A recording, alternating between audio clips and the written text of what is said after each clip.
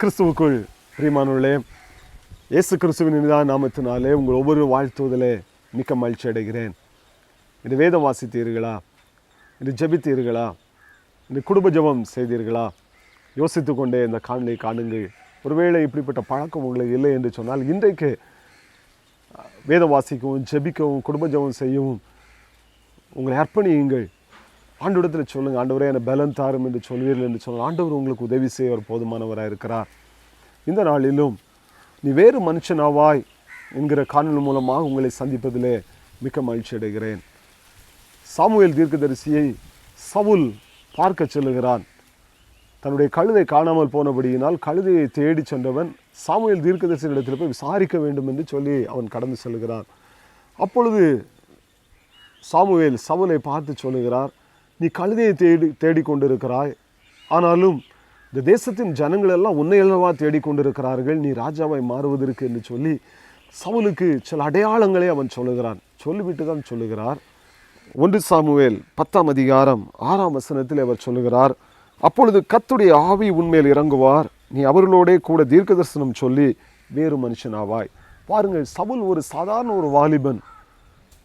ஆனால் சாமுவேல் தீர்க்கதரிசி சொல்லுகிறார், தீர்க்கதரிசிகளின் கூட்டமானது உனக்கு எதிர்படும், அவர்கள் நாகசுரம் மேளம் சுரமண்டலம் இவைகளோடு அவர்கள் வருவார்கள், அவர்கள் தீர்க்க தரிசனம் சொல்லுவார்கள், அப்பொழுது கர்த்தருடைய ஆவி உன்மேல் இறங்குவார், நீனும் தீர்க்க தரிசனம் சொல்லி நீ வேறு மனுஷனாவாய் என்று சொல்லி அங்கே சவுலை பார்த்து சாமுவேல் தீர்க்கதரிசி சொல்லுகிறார். அதை போல் இந்த சவுல் வந்து கொண்டு இருக்கும் பொழுது தீர்க்கதரிசிகளின் கூட்டம் வருகிறது. அவர்கள் தீர்க்க தரிசனம் சொல்லுகிறார்கள். அவர்களோடு இந்த சவுலும் இணைந்து கொண்ட பொழுது கர்த்தருடைய ஆவியானவர் இந்த சவுலின் மீதும் இறங்கினார். பாருங்கள், சவுலும் தீர்க்க தரிசனம் சொன்னான் என்று சொல்லி வேதம் சொல்லுகிறது. அதுவரையிலும் இந்த சவுல் ஒரு சாதாரண ஒரு வாலிபன் தான், சாதாரண ஒரு மனிதனாய் காணப்பட்டவன் தான். கர்த்தருடைய ஆவியானவர் இந்த சவுலின் மீது இறங்கின பொழுது அவன் தீர்க்க தரிசனம் சொன்னான் என்று சொல்லி நாம் பார்க்கிறோம். இந்த காணொலியை கண்டுகொண்டிருக்கிற வாலிப தம்பி தங்கச்சி தாய தகப்பனே, நீங்கள் ஒருவேளை சொல்லலாம், நான் ஒரு சாதாரண மனிதன், நான் மாணவனாகத்தான் நான் காணப்படுகிறேன், ஏதோ நான் என்னுடைய பெற்றோர் கிறிஸ்தவர்களாக இருக்கிறபடியினால் நானும் ஆலயத்துக்கு செல்லுகிறேன், நானும் ஆண்டவரை ஆராதிக்கிறேன், நானும் வேதம் வாசிக்கிறேன் என்று நீங்கள் சொல்லலாம். ஆனால் வேதம் சொல்லுகிறது, கர்த்தருடைய ஆவியானவர் ஒரு மனிதன் மீது இறங்குவார் என்று சொன்னால், ஒரு மனிதனுடைய வாழ்க்கையிலே கர்த்தருடைய ஆவியானவர் இடைபடுவார் என்று சொன்னால், அவனுடைய வாழ்க்கை பாருங்கள், சாதாரணமாக இருக்கிறவனுடைய வாழ்க்கை ஒரு வேறு மனுஷனாய் அவன் அங்கே மாறுகிறதை பார்க்கிறோம். வித்தியாசம் நிறைந்த ஒரு மனிதனாய் மாறுகிறான். ஒருவேளை அவன் பாவ வாழ்க்கையில் இருப்பான் என்று சொன்னால் அவைகளிலிருந்து விடுபட்டவனாய் ஒரு பரிசுத்த வாழ்க்கைக்கு நேராக அவன் கடந்து செல்கிறான். பலவீனமானவனாய் இருப்பான் என்று சொன்னால் கர்த்தருடைய ஆவியானவர் மீது இறங்கும் பொழுது அவன் பலனுடையவனாய் மாறிவிடுகிறதை நாம் வேதத்தின் அடிப்படையிலே நாம் பார்க்கிறோம்.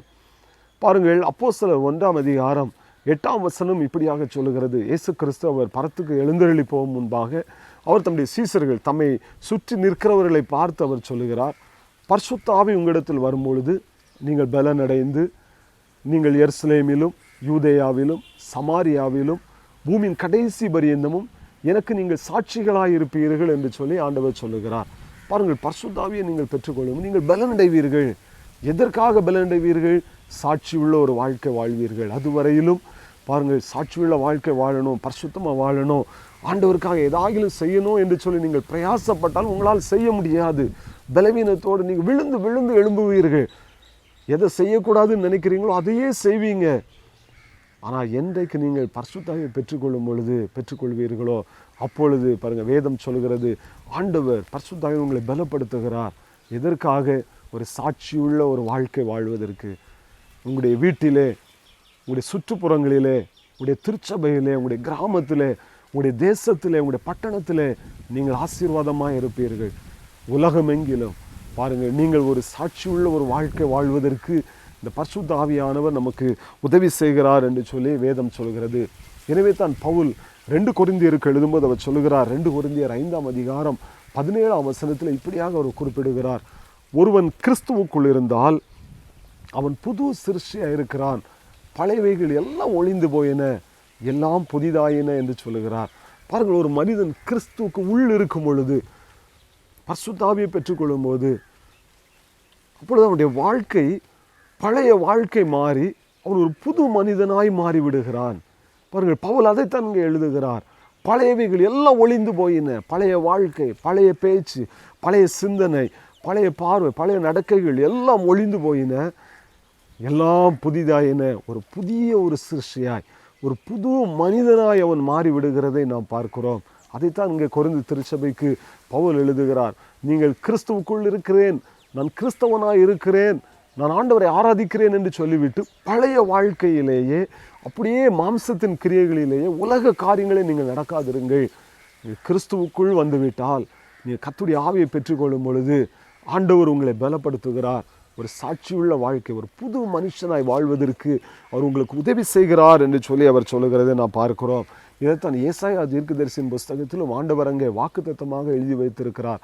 ஏசாயா 32 அதிகாரம் 15 இப்படியாக சொல்லுகிறது, உன்னதத்திலிருந்து நம்மேல் ஆவி ஊற்றப்படும் மட்டும் அப்படியே இருக்கும், அப்பொழுது வனாந்திரம் செழிப்பான வயல்வெளியாய் மாறும் என்று சொல்லப்பட்டிருக்கிறது.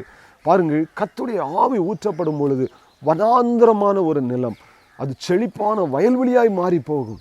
தண்ணீர் ஊற்றப்பட்ட உடனே வறண்டு கிடக்கிற வயல்வெளி எப்படி செழிப்பாய் மாறுமோ அதே போல் ஒரு மனிதனுடைய வாழ்க்கை வறண்டு போய், பாருங்கள், அவனுடைய வாழ்க்கை 4 பேருக்கு மற்றவர்களுக்கு பிரயோஜனம் இல்லாத நிலைமையில் இருக்கிற வாழ்க்கையானது கர்த்தருடைய ஆவி ஊற்றப்படும் பொழுது, அவன் பரிசுத்த ஆவியை பெற்றுக்கொள்ளும் பொழுது அநேகருக்கு ஒரு பிரயோஜனம் உள்ளவனாய் மாறிவிடுகிறான். ஆசீர்வாதம் நிறைந்தவனாய் அவன் அங்கே மாறுகிறதை நாம் பார்க்கிறோம்.